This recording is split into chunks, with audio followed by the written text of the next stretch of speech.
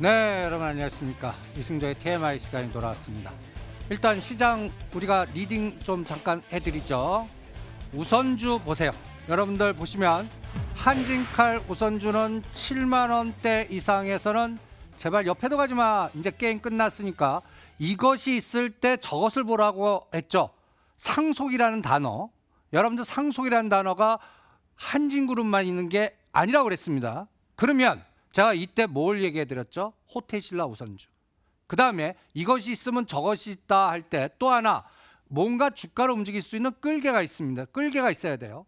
한번 제가 그럴 때 호텔 롯데 IPO 끌개를 이용한 또 롯데지주 우선주. 요새 두 가지 종목들이 어떻게 움직이나 한번 보실래요? 롯데지주 우선주입니다. 5만원, 4, 5만원 놀던 게 8만원까지 상한가 치다가 급락하다 또 상한가 치다 요새 변동성 끝내주면서 이 거래량 보세요. 거래량. 우선주는 상한가 때 따라가는 거 아닙니다. 상한가 때 오히려 매도하고 일부 급락해서 눌림목 사는 겁니다. 이제 요 종목이 이 거래량이 나온 적이 어디 있나 한번 보세요. 요거는 호텔 롯데 IPO 모멘텀 갖고 한번 체크를 해 보시고요. 이걸 주봉으로 딱 보시면 목표선은 한 10만원에서 15만원까지 열어놓고 대응을 해보시기 바랍니다. 또 하나 호텔신라 우선주. 이번 한진칼 우선주가 상한가 16,000원에서 8만원까지 갔습니다. 호텔신라는 만약에 상속 개념이 나오거나 이부진시 지분 연결고리 나올 때는 어떤 움직임이 나올까요? 이건 무조건 10만원 넘습니다.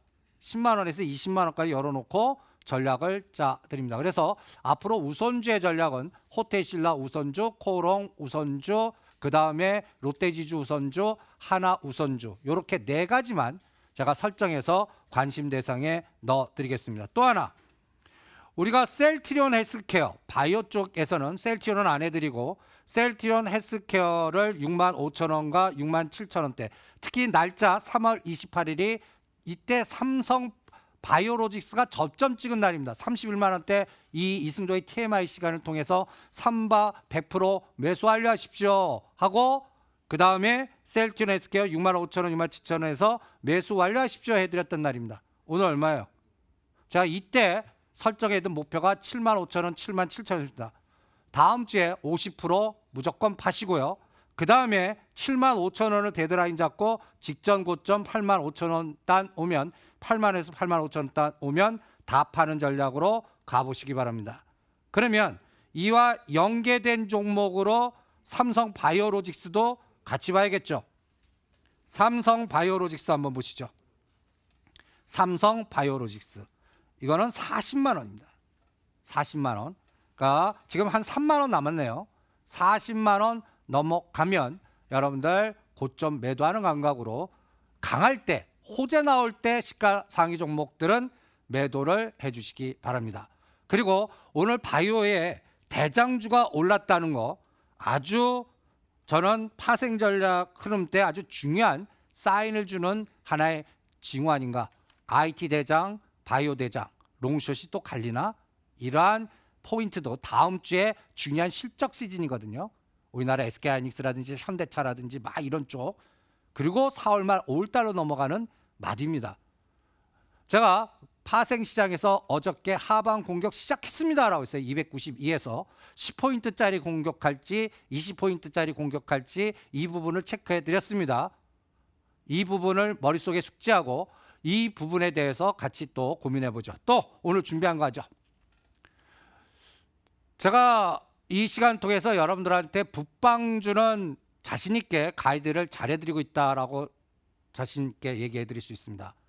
이거는 북방주는 여러분들 뉴스나 내가 보고 싶은 거를 보면 안 돼요. 그리고 판단을 잘해야 됩니다. 여러분들 95,000원대 현대 엘리베이터 팔고 16,000원대 아난티 팔아 그럴 때 제가 미사일 카드를 쓸 것 같아서 여러분들한테 전략을 쏴드렸거든요. 그럼 미사일 카드 왜 쓸까? 여러분들 단어 나오는 거 전번에 강계정신이라든지 이런 강경한 노조 그리고 여러분들 그 노딜 하노이 나오기 전에 김정은 국방위원장이 중국을 4번이나 방문했습니다. 그런데 노딜 하노이 이후에 어디를 봐요? 러시아를 보잖아요. 저는 이 러시아하고 정상회담 한다는 게 우리 정부가 추진하고 있는 에너지를 저 북한은 안 들어줄 거다라고 판단한 겁니다. 왜 그렇게 판단했는지 여기 한번 보시죠. 여러분들 보면 러북 정상회담이 24일에서 26일 날 열린다고 그럽니다. 근데 우리 이 문정인 특보 되시는 분은 이제 볼턴 때문에 안 됐고 5, 6월 달에 남북미 3자회담 가능하다. 보고 싶은 것만 본다 생각합니다. 이렇게 해주길 바랍니다. 그런데 김정은이 러시아를 선택했다는 것은 저는 어떤 생각이 드냐면 여러분들 중국은 미국하고 생각 똑같아요. 북한이 핵 폐기 이 부분에 대해서는 시각이 똑같아요. 그런데 러시아는 북한을 핵 보유국으로 인정할 수가 있어요. 그럼 북한 입장에서는 자력 갱생하려면 지금 뭐가 가장 필요해요? 먹거리, 석유 이 두 가지가 제일 필요합니다. 그러면 중국이 주는 데에도 제한이 있단 말이에요. 중국이 지원한 건 금년 말까지만이랍니다.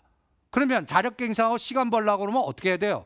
러시아에서 러시아가 밀의 곡창지입니다. 밀하고 그 다음에 석유하고 산유가 아닙니까? 석유하고 지원하라. 그러면 여러 가지의 반대급부를 전략화시키겠다 해서 북러 정상회담이 이루어지는 거 아닌가 이런 판단하는 겁니다. 그럼 24일, 26일 날 거기서 내가 1년치 뭘 받았어요. 그럼 그 다음에 김정은이 선택할 거는 뭐예요? 로켓을 이렇게 세워놓는다고요. 오늘 미국 국방부 쪽에서는 이게 지대지니까 탄도가 아니니까 괜찮다. 그러면 탄도 세우면 어떡하려고요? 심지어는 이런 생각도 해보라고요.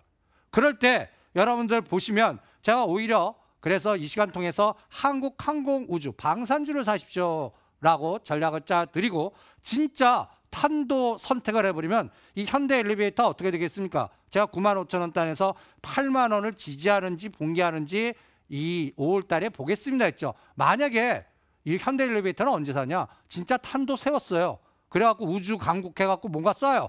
그러면 틈에 나오겠죠. 그때 사자고요. 그러한 생각의 훈련을 같이 한번 해보시면서 전략을 짜보시기 바랍니다. 그리고 러시아하고 연결되잖아요. 그러면 우리 정부도 가만히 있지 않을 거예요. 그럼 러시아 하면 우리 가스관, LNG 여러 가지 작년에 LNG하고 카타르 가서 뭐 70조짜리 규모의 LNG 뭐 여러 가지 뉴스 보셨죠? 그러면 러시아에서 체크할 수 있는 가장 화두는 뭐예요? 가스관 아닙니까? 그럼 가스관 연결고리 종목들 뭐예요? 세아제강, 동양철관, 그 다음에 이 종목. 어저께 오르고 오늘 소폭 조정했습니다. 근데 어때요? 지속적으로 빠졌다 수렴했는데 KT 썸마린입니다. 이게 뭔가 거래가 뭔가 형성되면서 뭔가 움직임이 나오죠? 여러분들 이게 저는 급등할 것 같아요. 분명히 푸틴도 분명히 자기의 뭔가 권력 유지나 뭘 하기 위해서 북한, 우리 대한민국을 이용할 거라고 봅니다. 언제까지? G20 일본에서 세계 정상회담이 다 만나거든요. 그때 그러니까 5월, 6월 코스에 KT 썸마린이 우리가 그때 크린앤사이언스 막 급등할 때 3만 원대 때리고 KC코틀의 매연저감 다른 거 이것 아니라 저것을 보십시오 해서 KC코틀이라는 게 단기간에 바닥에 더블 가지 않았습니까? 마찬가지로 오늘 가스관 관련주가 요새 밑에서 소폭소폭 움직입니다. 이런 것들이 끌개가 돼서 모멘텀이 돼서 거래를 붙고 진짜 푸틴 러시아 대통령이 북러 정상회담 한 다음에 5월 달에 3자 회담이 오히려 미국, 우리나라, 북한이 하는 게 아니라 러시아, 우리나라, 북한하고 하는 연결고리가 생겨봐요. 난리 나지 않겠습니까? 이런 것들을 미리 생각하는 훈련에 관련주를 생각하고 거기에 확률 배팅을 해서 금액을 딱 정해놓고 나는 이 가능성 확률에 얼마만큼 내 전체 자산에 투자하겠다. 10에서 20%가 딱 맞습니다. 그런 전략을 권해드립니다. 그래서 이번 북방의 감각은 저는 약간 북한 쪽은 한 2-3달 동안은 갖다 해서 남녀관계에서 열받았을 거예요. 그럼 바로 대화하겠어요? 한번 돌아서 뭔가 다른 모습 보여준 다음에 찬바람 불 때쯤에 카드를 쓰지 않을까, 이렇게 판단을 해드리겠습니다. 또 하나, 여러분들이 이 시장을 통해서 우리가 이제 증권방송 보면 막 테마주 막 떠들어요. 최근에 테마주에서 가장 강한 게 또 돼지 콜레라 얘기 많이 나오잖아요. 투자자들은 우리가 증권방송에서 이런 얘기가 막 나와서 상한가 쳤어요. 따라가지 마세요. 미리 생각하지 않았으면. 어저께 데이터입니다. 여기 보시면 급등 테마주 제가 주의점을 얘기해 드릴게요. 상한가 따라가기지 마라. 여기 돼지 콜레라 관련해서 어저께 이글벳이 상한가 쳤습니다. 오늘 올라가서 윗골이 달려요. 5만 8, 9천 원까지 갔다가 이게 마이너스 날까요? 꼴이 달리는. 그러니까 항상 뉴스에 열광하지 말라는 얘기입니다. 테마주는. 그것도 항상 명심하시고, 바닥에서 이미 100% 이상 올라간 테마주는 내 거 아니야 라는 생각을 항상 강조해 드리겠습니다. 그 다음에 마지막으로 제가 하방 공격을 했습니다 라고 해드렸어요. 그럴 때 저는 이제 다음 주에 지금 가장 좋아 보이는 SK하이닉스하고 기아차를 매도 공격 바스켓에서 이제 쓸 거다라고 판단하겠습니다. 이게 무슨 소리야? 여러분들 그 알고리즘 사고는 바둑이라고 설명하면, 바둑 한 수 넣으면 이 수를 왜 넣었을까 하고 다음 수 막 생각하죠. 근데 알고리즘 사고는 그게 아닙니다. 내가 지금부터 100포인트 이상을 뺄 때 가장 영향력 있게 시장에 영향을 줄 수 있는 시가상위 종목들 중에 어떤 섹터를 골라서 그동안 올렸던 걸 빌려서 매도 바스켓 넣고 이 변동에 얼마 자금이 필요하고 여기에 심리전과 이벤트를 어떻게 이용할까, 이런 사고로 가요. 그러니까 설명 들으면 안 돼요. 이런 부분을 체크해서, 제가 오늘 여러분들 보시면 아침에 플러스 났다 다시 마이너스 공격됐다. 그래서 어디까지 중요하게 보냐면요, 요 중시가 283.5와 280, 여기서 2200에서 막아내지 못하면 그동안 이 17포인트 올라간 걸 그대로 붕괴되는 상황도 체크를 해보시기 바랍니다. 그게 다음 주예요. 그래서 이런 변동성 왜 하는데, 이런 것들 변동 주면서 파생 시장에서 어떨 때는 300%, 500%, 뭐 10배 이런 시장을 만들기 위해서 합니다. 그래서 다음 주에 SK하이닉스, 기아차, 현대차, 삼성전자 요 4가지 섹터에 정밀 분석을 해갖고 변동성이 어떻게 나오나 한번 다시 분석을 해드리겠습니다. 이진도의 TMA였습니다.